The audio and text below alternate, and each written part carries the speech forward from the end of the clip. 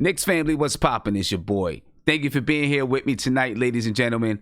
I got my man Andy in the chat, and we're going to talk about some draft prospects and how they might fit with the Knicks. Now, we're talking about draft prospects that are down towards the bottom of the draft. So we're not talking about guys that's in the top 10 or anything like that. We're talking about guys that, you know, the Knicks may be able to pick up with those, with the 27th, 28th pick or the 38th pick. And maybe some of those guys turn into hidden gems. You never know. So let me get my guy Andy over here because we haven't seen him in a minute. It's been a while since we've seen Andy in the chat. I'm glad he's here with us, though. You know, definitely glad that he's here with us. And let me get my guy over here. Andy, what's poppin' with you, brother? How you feeling? Hold on one second. Sam? Before I do that, I got your wrong name up there. So let me go ahead and take that off. I actually got you as Isaiah Brunson right now. I know you don't want to be that. Yeah, everything but that. So I'm taking that off the screen. And I'm going to get your name up there. And then, you know, we'll be good. Because, you know, I know you don't want to be Isaiah. All right. Bam. There we go. Now I got Andy up there. Andy, what's popping with you, man? It's been a while. Yeah, what's up, Sam? It's, like you said, it's been a while. I'm happy to be joining you again and chop it up a little bit about basketball. Yeah, especially in this day and age with everything going on now. You know what I mean? You really want to be, you want to be able to talk about basketball, man, and not talk about all this stuff that's going on in the world today, because a lot of crazy stuff happening all over the place, man. But yeah, true. You missed last show. It was a doozy, and it didn't stop. It didn't stop on the show. It actually went into, you know, the comment section. You know, everybody in the comment section when the video was over, you know, there were a million comments, people arguing, me and Guillermo arguing in the comment section. You know, it was definitely one for the ages, man. It was one that. It was one of those shows. Let me just say that. It was one of those shows. I had the chance to rewatch it and read a little bit of the comments. I didn't go through all of them. I'm not going to lie, because I was surprised about the number of it. So I'm going to go through them though. Yeah. The chat, listen, it's been popping lately, man, with some of the things that we're talking about when it comes to coaching candidates and draft picks and things like that. It's really been booming. I didn't get a chance to do the second chat for the members, but I will make sure the next show that I have the second chat up and have it up from now on. Sometimes it gets a little difficult managing both of them. So but I'll make sure that it's up there. I'm pretty sure in the last chat they would have enjoyed it. And you hear a bunch of people coming in now, so exactly. You know what I mean? There's a bunch of people coming in right now. But yeah, anyway, this is what we wanted, right? So more people to join, more fans to chop it up and stuff like that. So exactly. More people to join in and chop it up and talk Knicks with us and get different perspectives. You know what I mean? And the front stoop is popping right now too, man. It's happening. The last show, not the last show that I had, but last Saturday when I streamed the Erykah Badu and Jill Scott battle, we had 39,000 people in there, man. Yeah. A lot of people. 39,000 people in there. So, Ludacris and Nelly battle this weekend. I'm looking forward to seeing a lot more people in there. Now, let me tell you, I'm gonna tell you. I know for a fact that Swiss Beats and Timberland seen the show, right? Because in YouTube, when you go into the analytics, you can see which websites linked to your video, right? So I'm looking at all the websites: Hot 97, WBLS, Hip Hop DX, Complex Magazine, Hot New Hip Hop. All these websites linked to the video. And then I see Versus TV, and I'm like, it said VersusTV.com. I'm like, huh? What do you mean VersusTV.com? So I go to versus.tv.com, and it's just their logo and their social media links. But I didn't see the video anywhere. So the only thing that I can think of is that either they emailed it to each other through, from the versus.tv.com email, or they have like a separate page that only staff can get into, and it was on that page, and they were watching it on that page. I don't know, maybe saying, hey, who is this dude, and why is he showing his, our versus stuff, or whatever, you know what I mean? But they are aware. So we'll see what happens this week. They might shut me down. I don't know, but, we're going to give it a go anyway. We're going to give it a go. But listen, without further ado, man, let's start talking about, I got two guys I want to talk about today, right? Udoka Azubuike and Devin Vassell. All right, so we're going to start with Azubuike. Big center from Kansas. All right, big center from Kansas, man. He's 7 foot, 270 pounds. Now, he is a center. He is a senior. That may, turn some people off. But, although he's a senior, he's only 20 years old, and he doesn't turn 21 until September 17th of this year. He'll turn 21 years old. So he's kind of a young senior, if that's what you want to call it. Usually a senior is about 22 years old. Last season, he averaged 13.7 points per game, 10.5 rebounds, just under 1 assist per game. He averaged 2.6 blocks, 2.5 turnovers. He shot 74.8% from the field. He didn't shoot threes at all. And listen, he's not going to shoot threes. So, that could be an issue with this guy, with any team that he plays for in the NBA. He shoots free throws at 44.1% from the field. And that, my friends, is terrible. So, of course, that's going to be an issue in the NBA. Let's talk about his strengths and weaknesses. Number one, he's got natural strength. He's a natural bruiser, right? Like, that's just what he is. He is a natural bruiser. He's big. He's strong. He can bowl his way down low, knock people out the way, all that kind of stuff. That's what he is. That's what he does. He does have some deceptive jumping ability, right? Because he's such a bull and he's strong and he's not really athletic. You don't expect him to be able to get up, but he can sneak up on you. He can sneak up on you and rise up and bang one home. Obviously, he's 7 foot. He can bang one home, but, he can sneak up on you. He's a good shot blocker. He can play in the pick and roll, but he's not going to pick and pop. He's going to set that screen and run and dive straight to the basket. He can't score outside of 5 feet, right? He's not shooting a mid-range jump shot. He's definitely not shooting a three. Shoots 44.1% from the free throw line.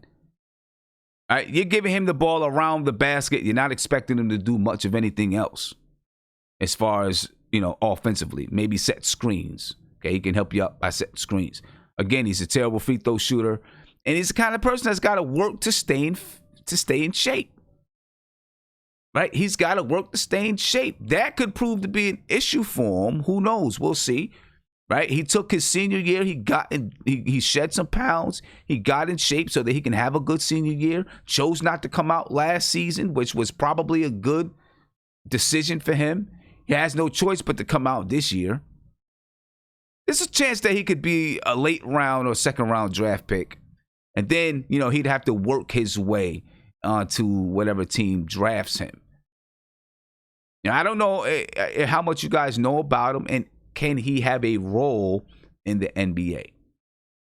And I know there's a center from Duke that I skipped over. I was going to do today, but I didn't want to do both. So I decided to talk about a guy that's maybe a second round guy and then a guy that's a late first round. I know there's a center from Duke. We're going to talk about him. Right now, we're talking about this guy here from Kansas, Azubuike. Is he a guy that could be a late second or an early second round pick? Maybe late first round. Is he someone that could fit on this team? Would you even take a chance with this guy? Given that he can't shoot. That might be a problem. Get over here. Andy, what do you think about him, man? Yes, and like you said, from the shooting percentage numbers from the free throw line, he's not going to be a shooter in the NBA, and that's going to be a problem. But he's a big body, 280 pounds. He's a piece of work. So he's going to be perfect player for the practices, and some teams, some players just match, right? So maybe they can utilize him, for good things.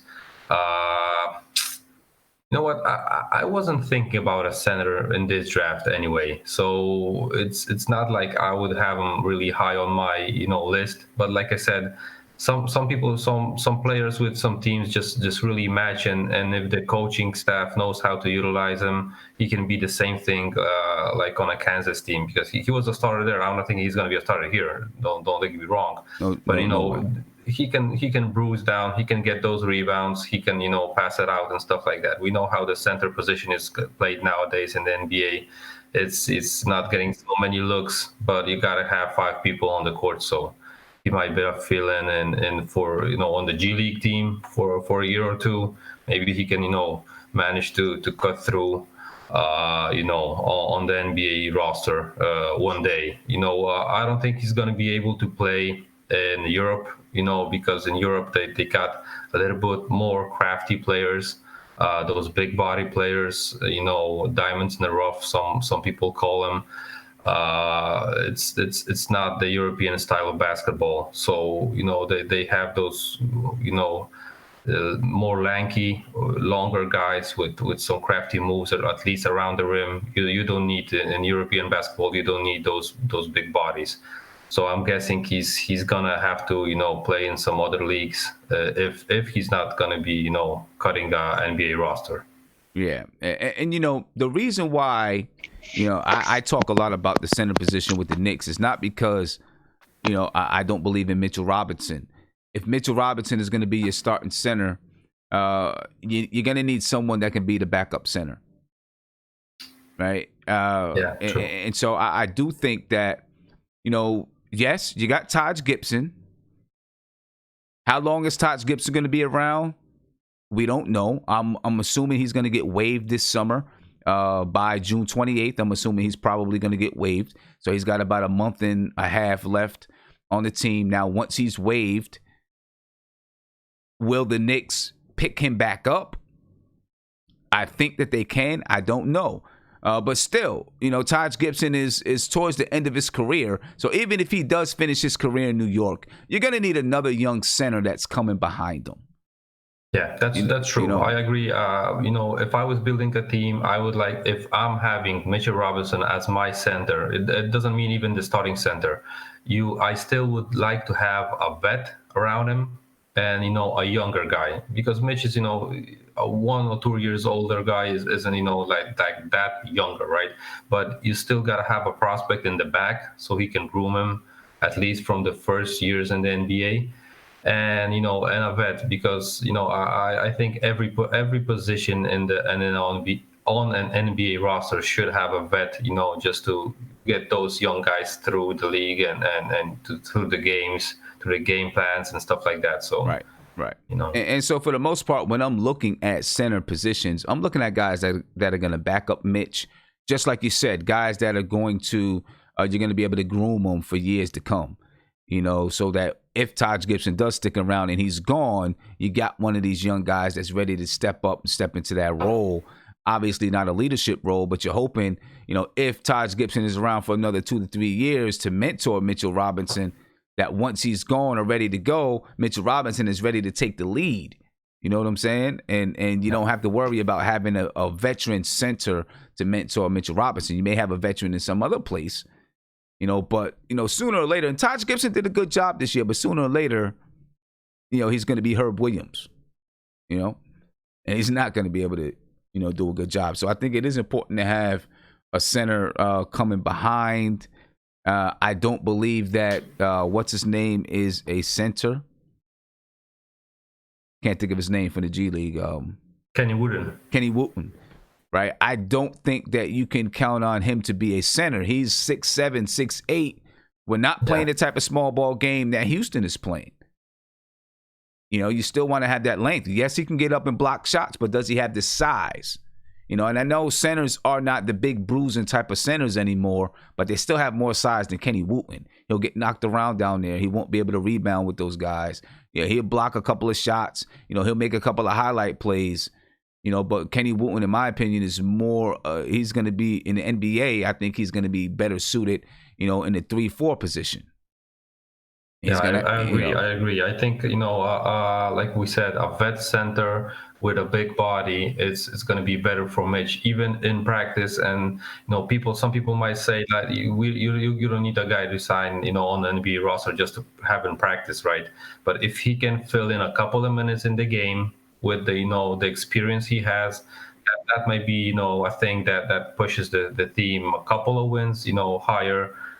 Just about the experience, the you know, the go around, the awareness on the court, that can really be helpful for these young guys. Yeah. And I don't think anyone expected, you know, when we signed Taj Gibson that he's going to be at the starting center, right, this season.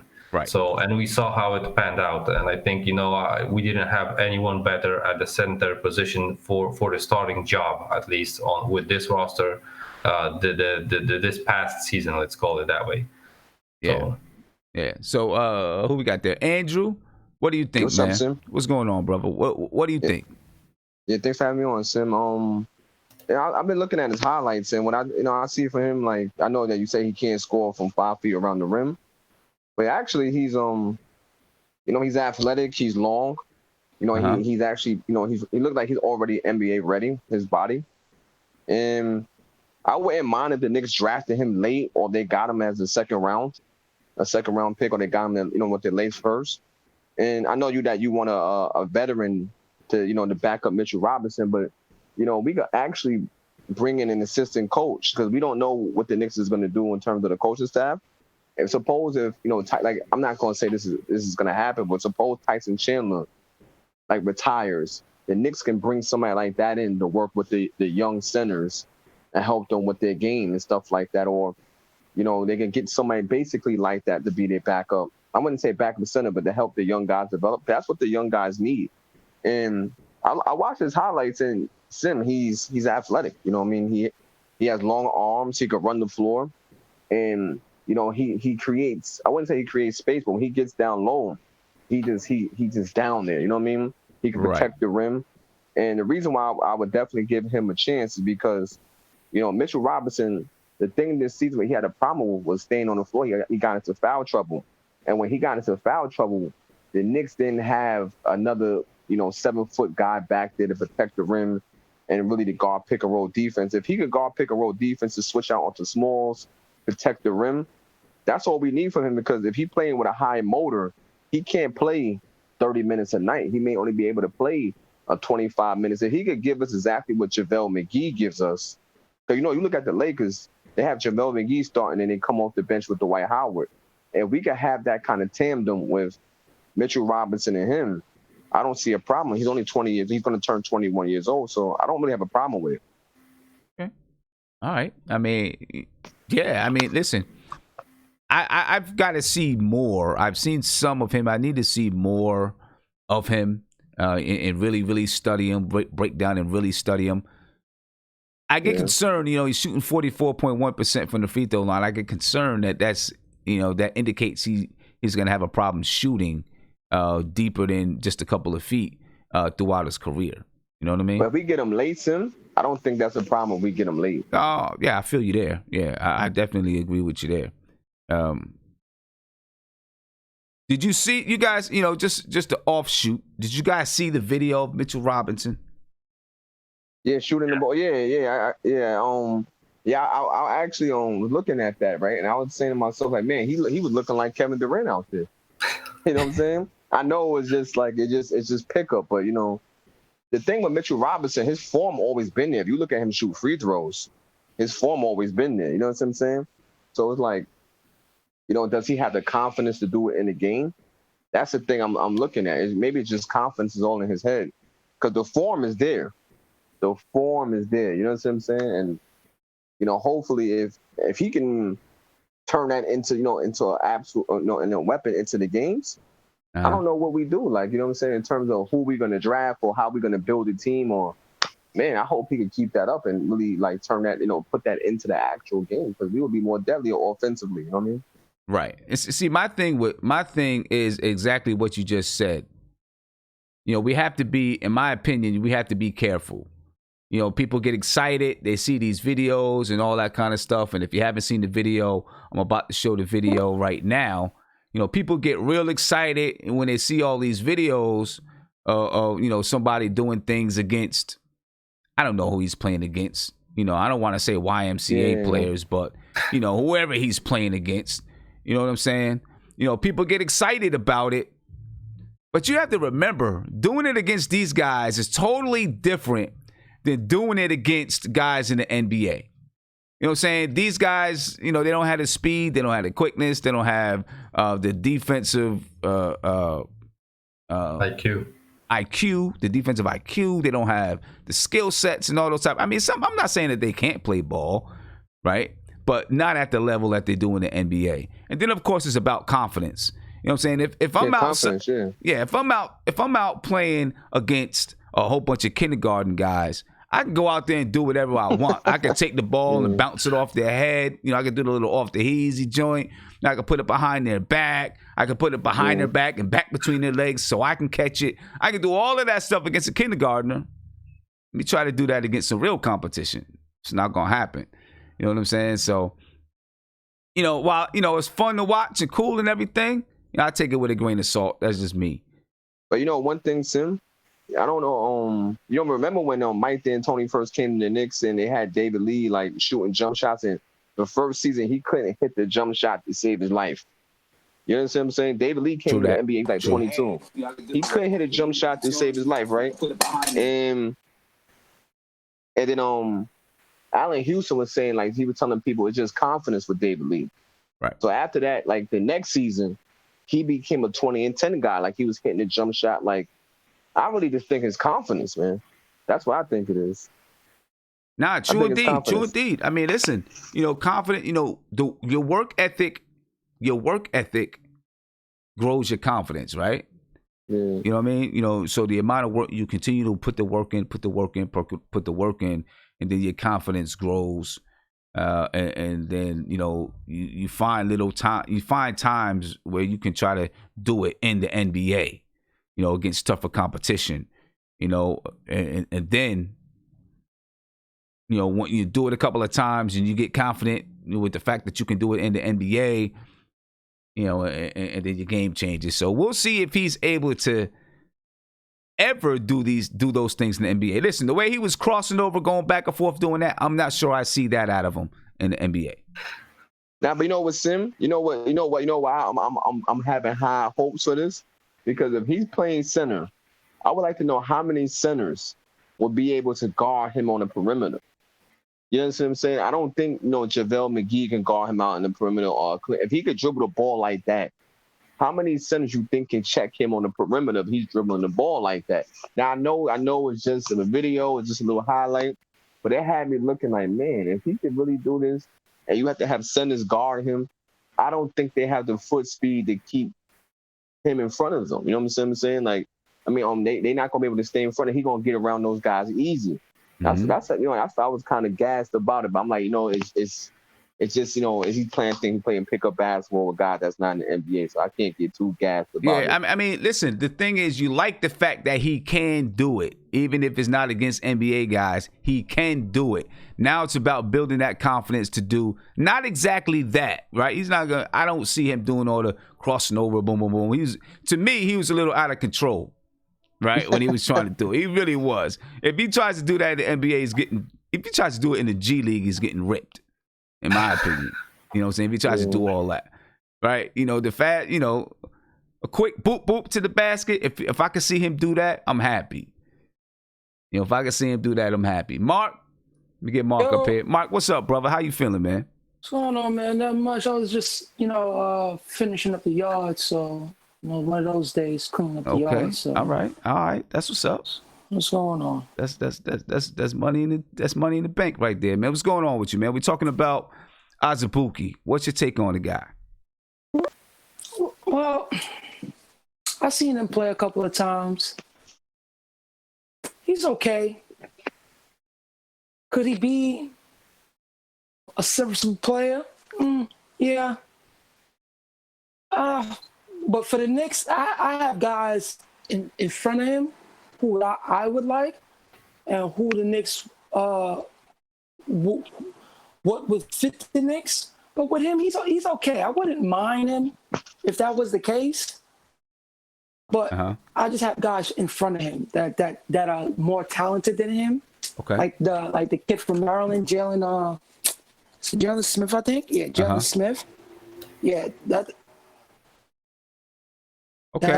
one of the guys who I like, because he could play the 4. He's athletic.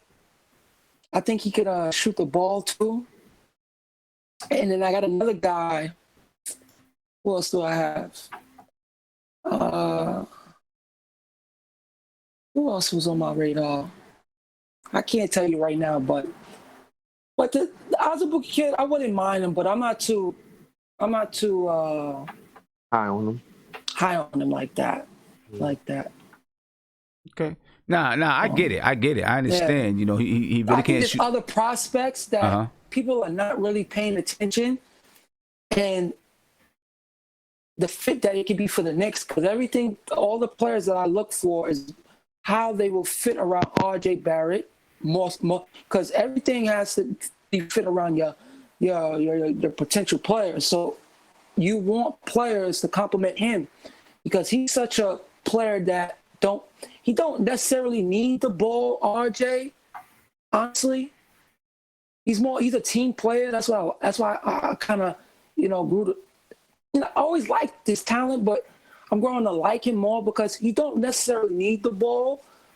And he's a team player. He likes when the ball moves. So you want to put players that's going to defend when they don't have the ball, players that's going to shoot when RJ has the ball in his hands, and players that's going to run with him. So the players, next time I come on, I'm going to bring my list of players.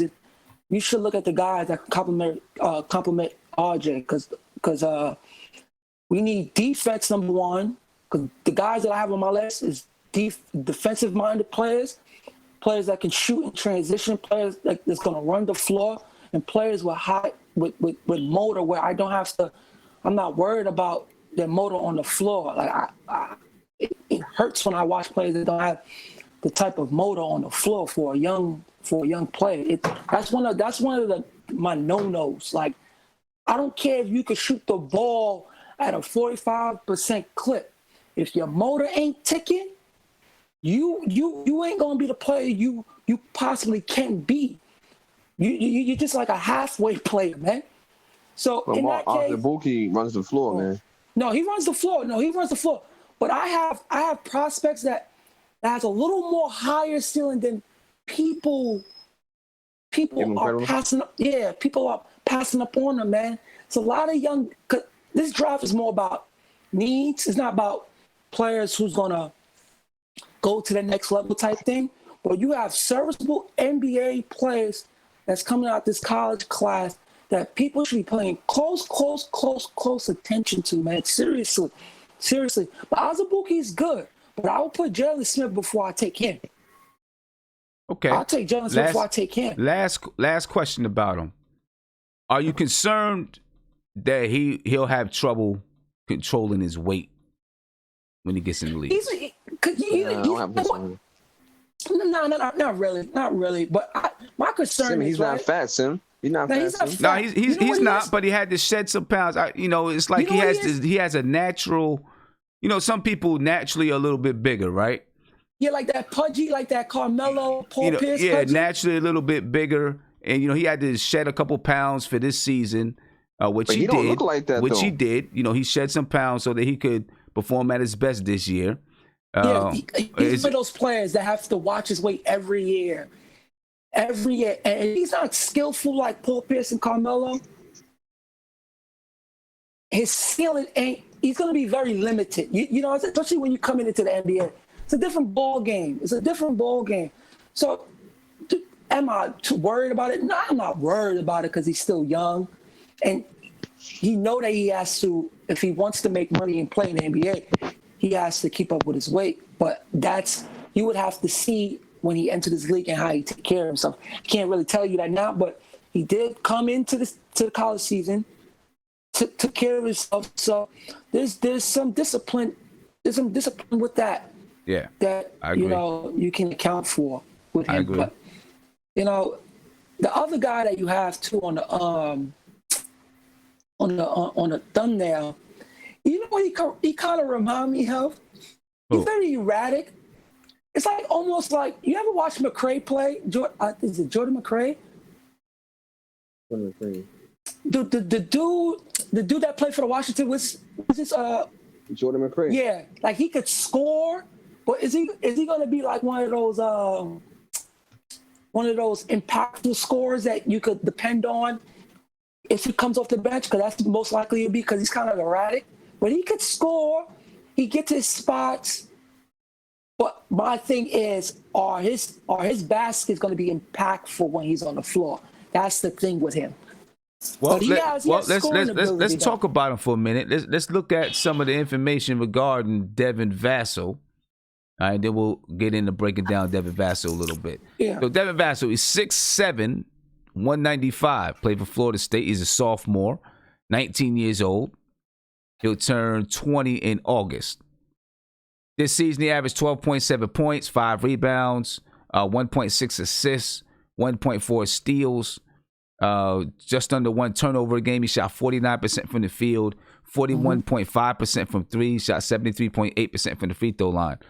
Look, he's a good shooter. He's a good on-ball defender. He's a good help defender. Yeah, those are some positives there. Those are positive. Yeah, those are positive. Yeah, when you're talking about putting players around R.J. Barrett, that's the definition of a guy that you probably want to put around R.J. Barrett, right? Areas of development, strength. Right, he's got to get stronger, but he's only a sophomore. Yeah, he's only a sophomore, but he'll get stronger. Scoring versatility, I think, is a place where he's going to have to develop. Yeah, it's very like you see it. It's very erratic, but his shot selection, that's one of his other problems too. He got to work on his shot selection, but he can when you watch him, he can score the basketball. Yeah, he can score. Right, he can score the basketball. We should try to develop it into him. If you know Feibel from the Philadelphia 76ers. Oh no. I think Feibel defensively is just. He's like Ron Artest coming out defensively. Yeah, but you never know this guy. We probably should try to develop him into that. Because Feibel is basically a defender like that who shoots the three. Someone of that, we're fine. The Feibel kid, he's not a good shooter yet, but he has the form to be a good shooter.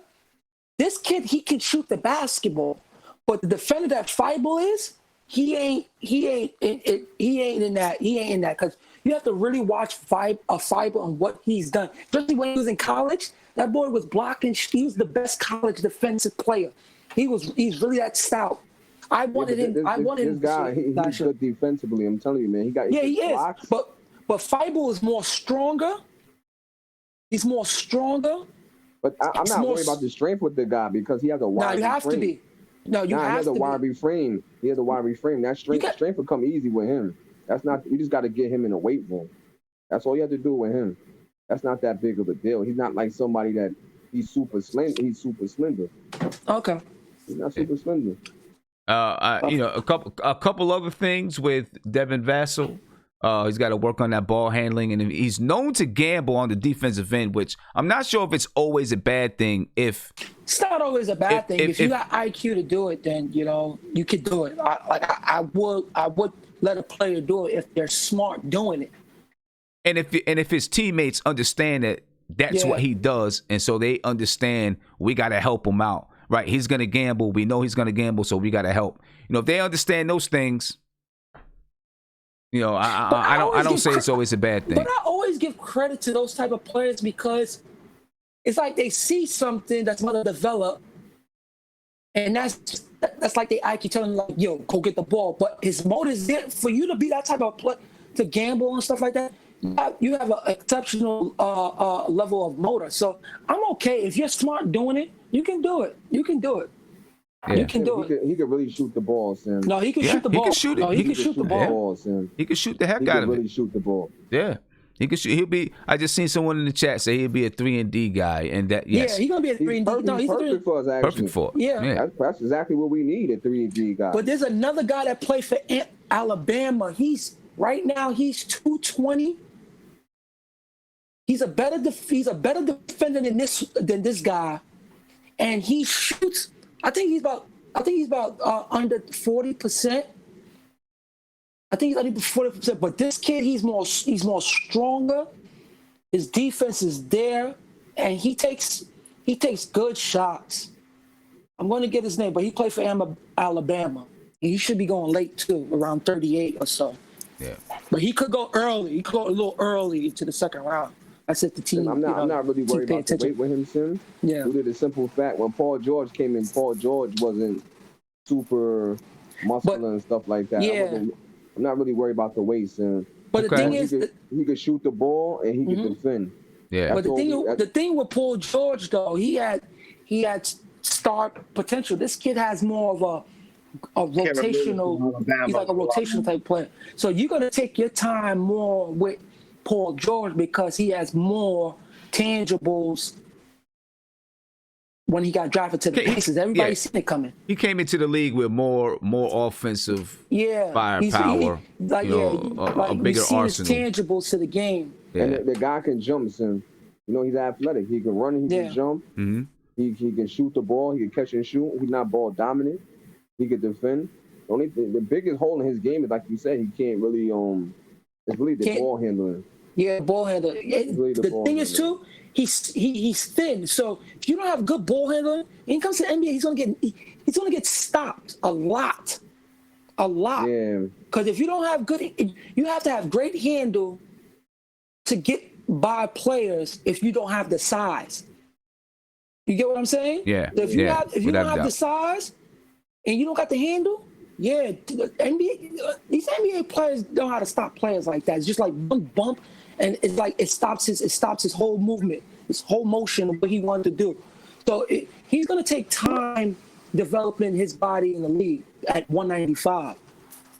Yeah, it's going to take a little bit of time. It'll take a little bit of time developing his body. And let me mute out K5 the boss for a second. Let me get Justin Nick. What's going on, man? What's your take?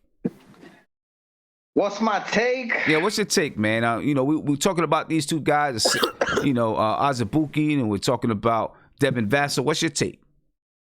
I mean, listen, this year's draft, in my opinion, as far as Azubuike is concerned, if the Knicks don't pick him, I'm not going to lose any sleep over that one. But Vassell I like, but it's like what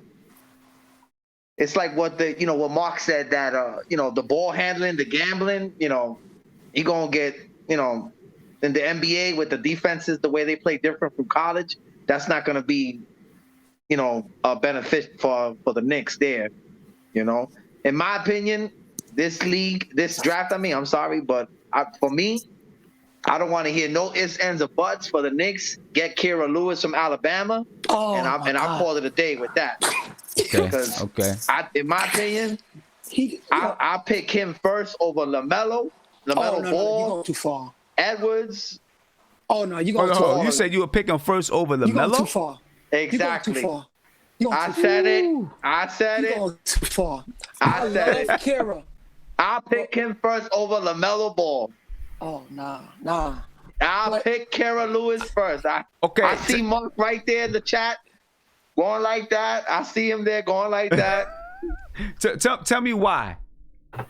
Kira Lewis is a beast. He's got his game is a De'Aaron Fox in development. Yeah, he do got it. Kira got it all. But I could see LaMelo is just. Whew. Listen. I'm not mocking LaMelo, but what I'm trying to say, as far as LaMelo Ball, we drafted him and his father. That's what I'm saying. I'm not too worried about that, bro. I think. Listen. Look what he did. Look what his father did with the Lakers, man. Hold on, Justin. I want to say one thing. I want LeVar to do everything. I was thinking about it yesterday. I want him to do everything in his power just because we don't know where the Knicks is going to pick. Yeah. So if the Knicks would have picked somewhere above 4, I want LeVar to do everything in his power to make sure teams stay away from LaMelo. Yeah. I honestly, like, this is where his talent kicks in now. Yeah. Because listen, I love Kara Lewis. Like, it's to a point. If I couldn't get LaMelo or Edwards, he would be probably the third guy who I would go for. You know, the reason why I say that, what scares me is I see what happened to, you know, the brother, you know. Yeah, but the difference between him and Lonzo, this one right here is just, he's younger. His talent is more a little more cerebral than Lonzo. He could do more with his dribbling package. It's elite. It is elite. But it is elite. His passing is 0 to none. But I just see with Kara Lewis, because I'm a huge fan of him, you know, with Alabama. Yeah, he can shoot it. The boy reminds me of De'Aaron Fox. And if we could get that with RJ Barrett, and I like what Andrew said earlier, that, you know, if Tyson Chandler retires or maybe he doesn't re-sign, I think he's in Phoenix still. I don't know where he at right now. Houston. Houston. You know, maybe we could sign him and he could teach, unless we don't keep Taj Gibson, we could, you know, start teaching Mitchell a little bit more. Because in my opinion, this is the year where Mitchell Robinson has to start. He can't be a backup right now. Yo, and I could see a lethal 1-2 punch with Kira Lewis and RJ Barrett. Okay. RJ plays ferocious. He drives to the listen, Kira Lewis is going to be. His stock is growing. Even though nothing's going on, his stock is growing. He's moving up the draft boards, even though nothing's going on. Let me get the K5. I seen he just got his headphones and stuff in, so hopefully the sound is better. Let me get the K5 and see what he's talking about. K5, what's going on, man? You can hear me?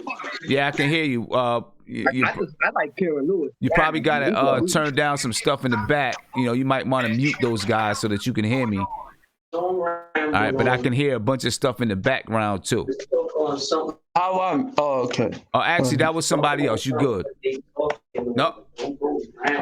I don't know. That might be you too. That might be in the background, but yeah. There you go. Good. There you go. You good. You good. Sound good. Oh, this is my first time on there. So yeah. How you doing? Yeah, it's a learning curve.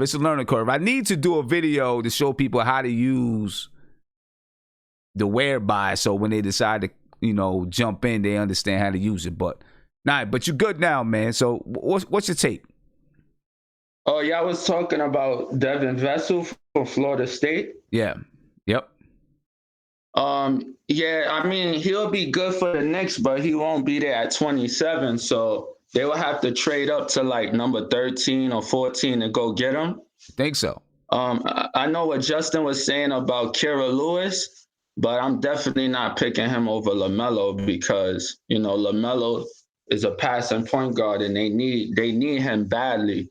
They need LaMelo badly. So if they get the first pick or they get like a top 3 pick, you know, they might have to trade to number 1 or hope, you know, a team like Minnesota or a team like Golden State that don't really need a point guard, you know, pick, you know, Wiseman or Edwards so they could pick LaMelo Ball. But, you know, if I was them, I'll trade that 27 pick to move up to, you know, try to get us a Deed Bay, Devin Vassell, Aaron Naismith, because we all know they need 3-point shooting. So at the end of the day, they need 3-and-D guys and guys that could fill a simple role, you know, so they could help out Barrett and Robinson. But they obviously need you know, they need Atkinson, and then they need guys that could help Barrett and Robinson and Frank, you know, get rid of Peyton, Smith, Randall, Gibson and stuff like that, so they could start signing players like, you know, Harry Giles, Wood, guys that fit the mold, you know? Okay. So, you know, I think that's where they should go. All right. But, I mean, did y'all talk about Vernon Cary already and Azubuike or not yet? We talked about Azubuike, Vernon Cary. I had Azubuike and Vernon Cary on together. I took Azubuike off I took Vernon Cary off and put Devin Vassell. So next time we're gonna do Vernon Cary. Oh, I mean, Azubuike, he probably might not even get drafted. You know, he might be an undrafted free agent because he's very big, but he's slow-footed and he needs to lose weight. You know, he's not athletic, so you know a lot of teams might sleep on him, but you know he might be a good third big man in the NBA, but he might not get that much minutes anyway. But the Knicks don't need him. They could get like a Nerlens Noel or Willie Cauley-Stein in free agency. They don't really need Azubuike. They need athletic guys like what Mark was saying with Jalen Smith and Cassius Stanley. So if they stay at 27, you know, because they might not move up, and they got the 38th pick, so they could always get a guy like Killian Tilly from Gonzaga. Even though he's injury prone, you know, they could take a chance with that second round pick. So, you know, they got plenty of choices. Yeah, I feel you, man.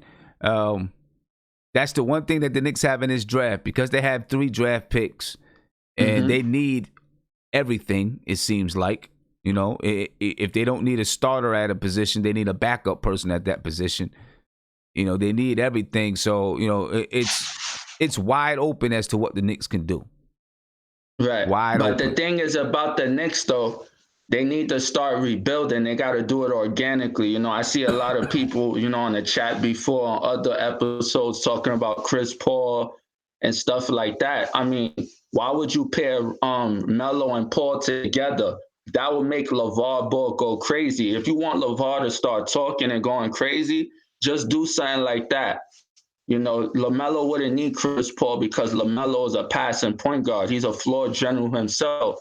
What the Knicks, all they need to do is just hire Atkinson and do it organically. Stop trying to get other people's players. You know, they got to learn how to draft their own and build their own. Nah, I feel you. I feel you. I definitely guys feel you. want to come. I think the idea behind Chris Paul is that, you know, his leadership will help to mold someone like LaMelo Ball if they had LaMelo. First of all, if the Knicks are able to draft LaMelo Ball, I don't see them signing Chris Paul. Maybe they do sign a veteran point guard that's definitely going to come off the bench, right? But if they do not get LaMelo, then maybe they do make a move for Chris Paul. I think the idea behind Chris Paul is that he's a culture builder, you know, to really help jumpstart that culture. I mean, a lot of people are saying that Edwards and Barrett won't fit together. I mean, to me, when you watch Barrett, he's a 3 anyway. He could play the 2, and he could play, but I think he's a small forward. So if they don't get LaMelo, I'll just get best player available. I'll just take Edwards and then start Frank. I wouldn't even get a point guard if they can't get Lewis, if they don't get LaMelo, just get Edwards and start Frank, because I think Frank could be a starting point guard. He just got to improve his ball handling and his shooting, and he needs confidence. But Kenny Atkinson is a point guard whisperer, so, you know, he'll definitely help Frank. Yeah. And RJ Barrett loves playing with Frank Ntilikina anyway, so, you know, I would just do that if they can't get LaMelo. Yeah, all right. Hey, make a lot of good points. Do me a favor. Can you do me a favor? My email is srussell@nothingbutnicks.com. Can you just shoot me an email with your information? Can you do that? Hold on. What is it again? srussell, SRUSSELL @nothingbutnicks.com. Okay. Yeah, just shoot me an email. All right, I got you. All right. All right. Let me get to one more guy here. And I see Isaiah Isaiah's no longer there. All right. Well, maybe he's going to jump back in. Ladies and gentlemen, it's 11:26, and I have about 4 or 5 minutes because I do got to get to the front stoop after this. And we have a good show on the front stoop.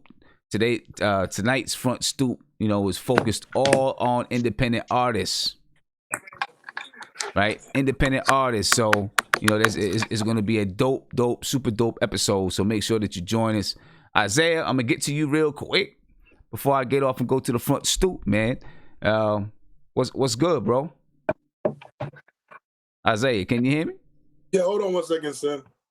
All right, we're waiting for Isaiah to get his camera set up. See, I gave Isaiah a nice little tutorial. Now look, Now you got the nice lighting going on, so he look good. The camera looks clear. He got himself centered, almost centered in the camera. He got it he got it the right way. I gave him a tutorial last night, and now look, you know what I'm saying? Doing his thing. That's what I'm talking about. That's what I'm talking about. Big shout out to Justin Hernandez, who's in the chat. Thank you for the super chat. You said Kerry Lewis all the way. We already heard why he believes in Kerry Lewis. And then Bravo M1982. He said, would you trade 6, 27, and Knox to Sacramento for De'Aaron Fox? So you're asking, would I trade the number 6 pick, the number 27 pick, and Knox for De'Aaron Fox? No, I would not. Nope, I would not. I would much rather use the 6th pick for a player, and then if you add Knox in there, trade the 27th pick and Knox to move up in the draft if you can, if somebody wanted to do that, so you can get Kerry Lewis. And so now you get the number 6 pick and Kerry Lewis, and you still got your number 38 pick or something like that. Nah, I would not do that at all. That's too much. Isaiah? Hey, what's going on, sir? What's up with you, bro? Look at that. The sound is sounding good. The video is nice and clear. That's what I'm talking about, man. That's good moves. I tried, man. Moves, I'm sorry I'm a little late. I'm sorry, Andy. I apologize. We need to be late on your show, Andy. I just finished cooking. I just made some lobster fried rice, with some garlic sauce and a little soy sauce on, doing that. A little something. Yeah, so we're talking about the kids, the later pick. Yeah, we're talking about tonight. We talked about Devin Vassell and Azubuike. I'm not gonna lie to you, Sim. I don't really know too much about the guys. And again, this is the downside of not having the tournament. March Madness. Right. I mean, it's again. I said it before in a different video. It's good for the Knicks this year because a lot of talent is going to move down just because of uncertainty. But also, it's going to still be hard because of the fact that we don't know what these players are. Because these players have only played pretty much, 30-something games, 40 games in college basketball. And you're just 40 games removed from playing for high school. So, a lot of these kids are freshmen. So it's going to be tough. I'm a big Isaiah Stewart guy, but I know he's projected to be like mid-teens, early 20s. So I don't know if the Knicks can get him, but I think is it one of these kids a power forward? Azubuike's a center. He's not a power forward. He's a center. Well, you know what's crazy, man? Listen, the thing we need a center too, man. We need another center. We can get like another, Mitchell Robinson type of guy, or maybe a stretch 5. Maybe one I can shoot a little bit better because, like you said before, I was watching the video, man. Mitch, man, he does the behind the legs, hot sauce, hits the guy in the head during practice. But we all remember that Washington, I forgot which game, I think it was the Washington game, where we blowing him out. And you hear the guard scream, take the shot, and he doesn't do it. So we got to see with that. I would really prefer a stretch 5, just to back up Mitchell Robinson. That's what the later rounds. I'm really having a preference for a stretch 4, a stretch 5. That's my preference in the later rounds. Okay.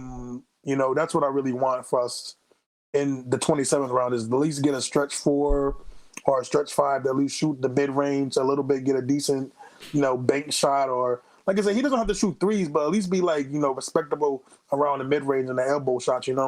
Yeah, no doubt. Big shout out to Big Freezy, man. He said, shout out to my man Sim. This is the best Knicks show going. I appreciate the sentiments, my brother.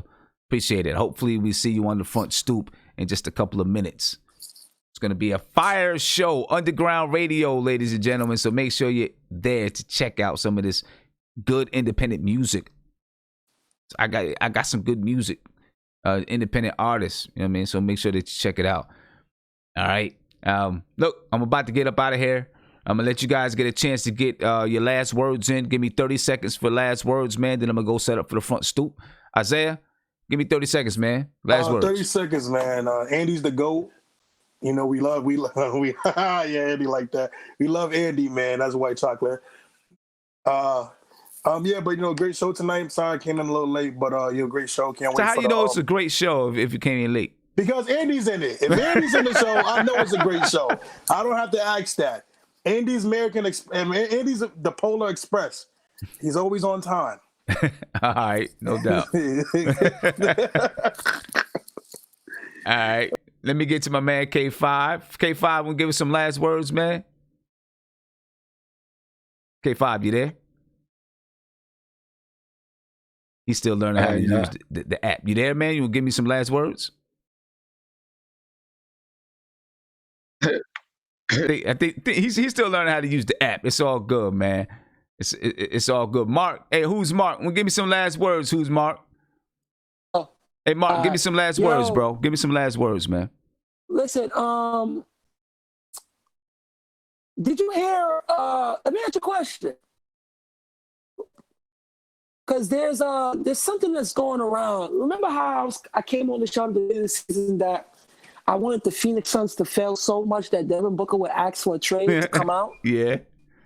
So there's possibly a chance that. Oh no! Forget that.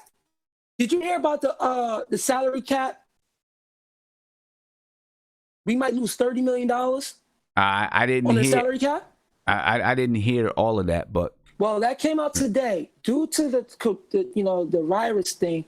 The salary cap they're going to lose $30 million in the salary cap, and I was just thinking now, this is the perfect time to fleece OKC. For Chris Paul, and they have to give us a pick. Because if the salary cap, if they lose $30 million, do you imagine the tax that Oklahoma City has to pay on that? Yeah. Well, I mean, the only thing I'm gonna say is, given the situation, I feel like the NBA is gonna put some things in place. And big shout out to Buck's mom, OH10 from Sportscaster for the tip. We appreciate it. I think the NBA is going to do some things to help ease, some of the financial burdens coming off of this whole coronavirus thing. For example, there could be, one of the things that they could put in place temporarily just for this season is the ability for someone to, waive one of those big contracts. Amnesty a contract that to help teams out during this time. They could do that, and I was reading that could be one of the solutions. Something that the players union and the NBA talk about. When they look at all of the finances, when it's all said and done, amnesty. Giving each team one amnesty could be one of the solutions to help. And if that's the case, there could be some players that shake loose. Hold on, Sim. I'm gonna come back on that because of the contract that some of these players has gotten, I don't think they're gonna want that to happen because again, if Chris Paul wanted, because Chris Paul wants his money, he wants all of it. But he'll get all of his money. They still get the money. He'll just be broken up. So the player will get amnestied. He'll get his money. He'll be able to sign with another team, and then that team still gets their salary cap freedom. You see what I'm saying? That's a disadvantage to us because now if Chris Paul get amnesty, do you realize the options he has? I know, but I'm just saying it could happen. If he gets amnesty, there's going to be a million options out there for him. Now I'm praying to God that don't happen because Jesus Christ. But if he does get amnesty, just remember that him and Leon Rose are real cool. And Leon Rose maybe could convince him. Listen, if he gets amnesty, he's probably going to go to the Lakers. But yes, he is. Yes, he is. Yes, he is. Probably go to the Lakers. You know what I'm saying? He ain't going to come to the Knicks. He'll probably go to the Lakers, but, I feel it. But, hey, Mark, I got to get out of here, man. Don't let y'all go, man. I got to get out here. Let me get around and get some last words from these other guys. I appreciate you, man, for being here. Andrew, I'm coming to you, bro. Give me some last words real quick, man. Yeah, thanks for having me on, Sim. That's all, nothing much. All right, well, appreciate it, man. You coming over to the front stoop or what? What y'all talking about on the front stoop? We listening to underground music, man. We listening to independent underground music. Got some good All right, music. man. I'll try to check it out. Let me see first. All right, bet. No doubt. Thanks, Sim. Oh, looks like Justin jumped out. So I'll go ahead and I'm going to come to Andy. Let Andy finish it off.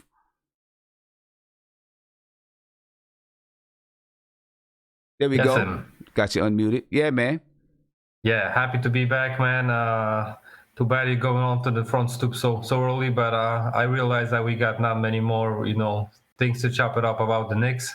Yeah, I know. Yeah, so I'm gonna probably jump in the front stoop or stay a little bit longer here with Mark. Maybe Isaiah's gonna give me some recipes finally. And yeah. Yeah. I might keep it recorded so you can plug it in someday. Okay, well, hopefully guys come over to the front stoop because I need some people to help me to, review some of this music and give their opinions on some of this music, man. We got some people from, we got somebody from Zimbabwe. Since you don't have the virtual bot, we got Guillermo. Right. We got someone from Zimbabwe. We got somebody from the UK. We got some good stuff going on. Oh, man. you got the international today, right? Yeah, Maybe I'm gonna drop in there. It should be pretty good. It should be pretty good. I'm jumping over there right now, man. So I appreciate you, man. So peace out to the chat. All right, later. Peace. Ladies and gentlemen, thank you for being here tonight. Please join me on the front stoop. I'm heading over to the front stoop right now. I'm going to be a little bit later, probably. I probably won't get on until about 12 because I got to get everything set up and all that good stuff. All right. But I hope to see you over there. It's Underground Radio. We're listening to independent music. There it is, man. Join me on the front stoop. I look forward to seeing you guys sometime this weekend when we do a classic Knicks show, maybe sometime on Sunday. Then of course we'll be back to our not regular schedule, but we'll be back to a schedule next week. You'll get the schedules Monday night or something like that as far as what's going to go on next week. Next week, the time slots are going to switch for me a little bit. I'm going to be doing the front stoop at 9 p.m. and that's going to be a standing time. I'm going to do it at 9 p.m. and then at 10:30, I'll be doing Knicks. Anything that had to do with the Knicks, I'll be doing it at 10:30. That way we can go a little bit longer if we really got some things to talk about. The front stoop, we kind of keep that, try to hit that to the point, so we don't go 3 hours on there. But look, I appreciate you guys. Be safe, be peaceful, and be easy, man. Thank you guys for being here. Out of here. Peace.